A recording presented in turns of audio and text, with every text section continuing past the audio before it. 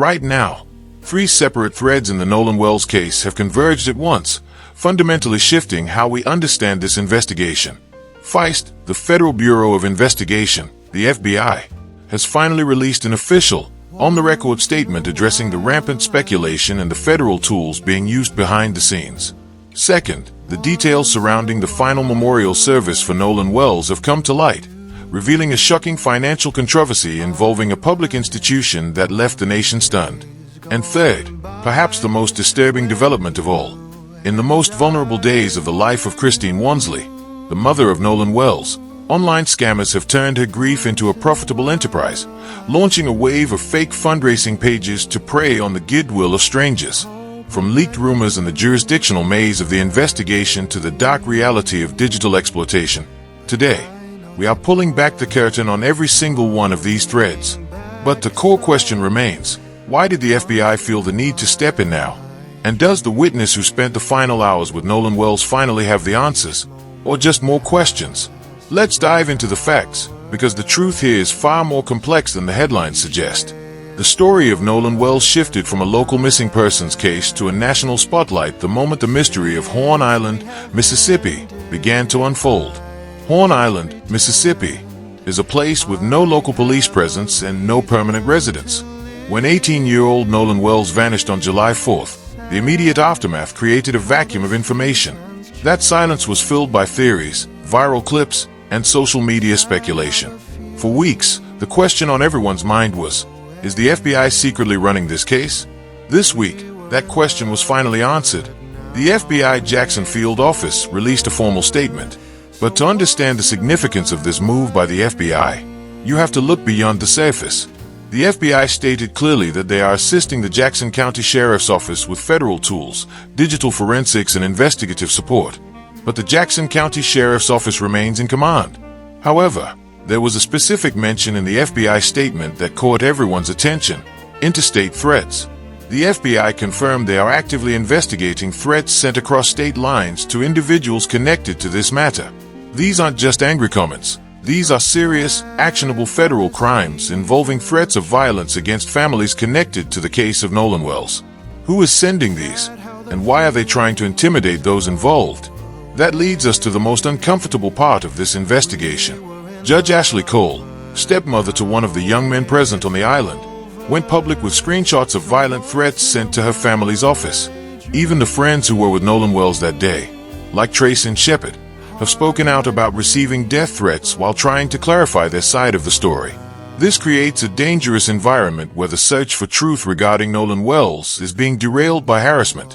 But while the threats loom large, a breakthrough finally happened this week regarding the person who was with Nolan Wells in his final confirmed moments, Katie. For 2 weeks, Katie existed only as a name in online theories.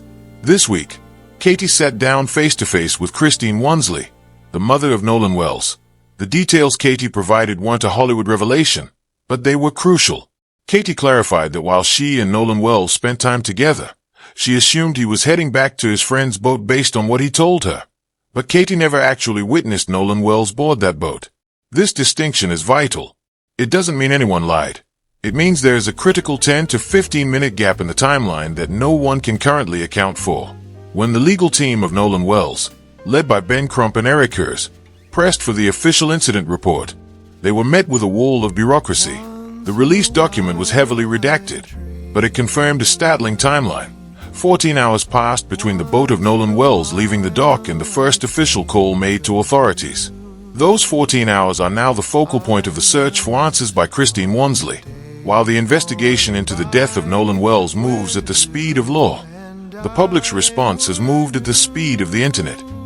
When news of the death of Nolan Wells broke, the outpouring of support was unprecedented.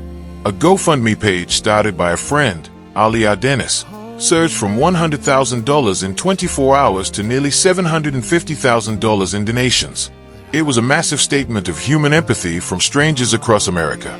But wherever large sums of money flow this quickly, opportunists are never far behind. This is where the story of Nolan Wells turns incredibly dark. Christine Wansley, while grieving the death of her son, Nolan Wells, had to become a one-woman trust and safety team. Christine Wansley spent her days pleading with the public to stop donating to fake pages. Scammers copied the GoFundMe posts of Aliyah Dennis word for word, used AI-generated voice and images of Christine Wansley, and set up fake accounts to siphon off money meant for the family of Nolan Wells.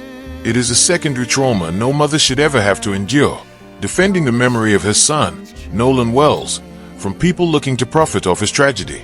While the internet was busy donating, the family of Nolan Wells faced a stark reality in the physical world. Planning a funeral for someone who had become a national figure meant needing a large venue. They reached out to the Mississippi Coast Coliseum and Convention Center. The quote they received was $82,111. The outrage was instant. How could a public building charge a grieving mother, Christine Wansley, nearly 6 figures? The executive director of the Mississippi Coast Coliseum and Convention Center, Sam Voisin, later explained the reality. This wasn't an act of cruelty by the Mississippi Coast Coliseum and Convention Center. It was a consequence of Section 66 of the Mississippi Constitution. This law, Section 66, strictly prohibits any government entity from gifting, donating, or waiving fees for individuals without legislative approval. It is a rigid, decades-old rule designed for public accountability that failed to account for a tragedy of this scale regarding Nolan Wells. It highlights a massive systemic gap. Our institutions are built on static laws that cannot flex when human heartbreak needs them to. The Mississippi Constitution, specifically Section 66, created a wall that even the Mississippi Coast Coliseum and Convention Center couldn't legally tear down. The family of Nolan Wells rejected the offer of the Mississippi Coast Coliseum and Convention Center and chose Centerpoint Church in Ocean Springs instead, a place where Nolan Wells actually belonged. It wasn't about the $82,111 bill. It was about the warmth of a community that knew Nolan Wells since he was a child. With Reverend Al Sharpton officiating and supporters like Tyler Perry and Colin Kaepernick assisting, the funeral for Nolan Wells became a celebration of life rather than a media spectacle. But even as the service at Centerpoint Church ended, the investigation into the death of Nolan Wells continued. We are still waiting on 2 autopsy reports for Nolan Wells. The phone of Nolan Wells, containing the final GPS data and messages, has yet to be fully forensically analyzed. The gap in those final hours, that crucial time between the departure of Katie and the tragedy of Nolan Wells, remains the biggest mystery. A grand jury referral is on the horizon, but without these final pieces of evidence, we are still waiting for a conclusion that provides true justice for Nolan Wells. The case of Nolan Wells has become a mirror for our society.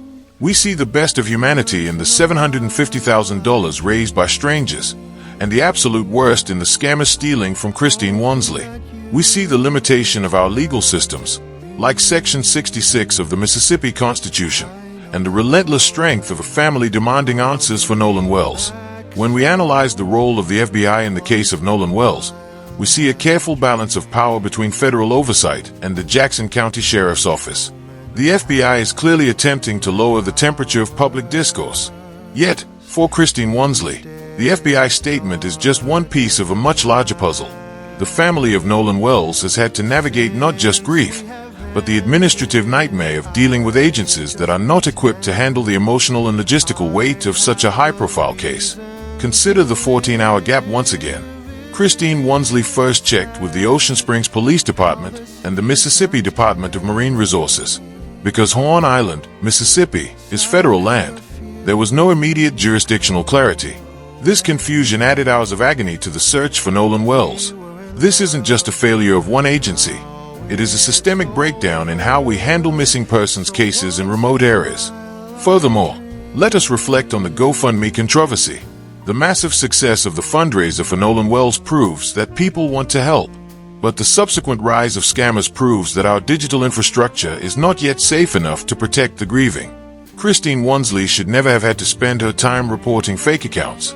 This is a responsibility that should fall on the platform itself. But the burden has been shifted entirely onto the shoulders of the family of Nolan Wells. The bill from the Mississippi Coast Coliseum and Convention Center serves as a stark reminder that legal rules, like Section 66, do not care about the context of a funeral. While the legal argument made by Sam Voisin is sound under the letter of the Mississippi Constitution, it fails the test of moral logic in the court of public opinion. The decision to move the funeral to Centerpoint Church was a victory for the family of Nolan Wells, reclaiming their dignity from a system that attempted to commodify their grief. As we look toward the future, the grand jury proceedings will be the next major milestone for Nolan Wells. We expect more transparency regarding the final hours. We expect more clarity on why the Jackson County Sheriff's Office and the FBI are working in this specific partnership. And perhaps most importantly, we hope for peace for Christine Wansley. What is your take on the timeline gap between Katie and the rest of the group? Do you think the incident report redactions are standard procedure or an attempt to hide something regarding the death of Nolan Wells? Let us know in the comments below. If you want to stay updated with verified facts about Nolan Wells as soon as they emerge, make sure to subscribe and hit the notification bell. We will be here through the autopsy results and the grand jury process. Thank you for watching, and please, keep your respect for the family of Nolan Wells, who are still searching for the answer to the biggest question of their lives.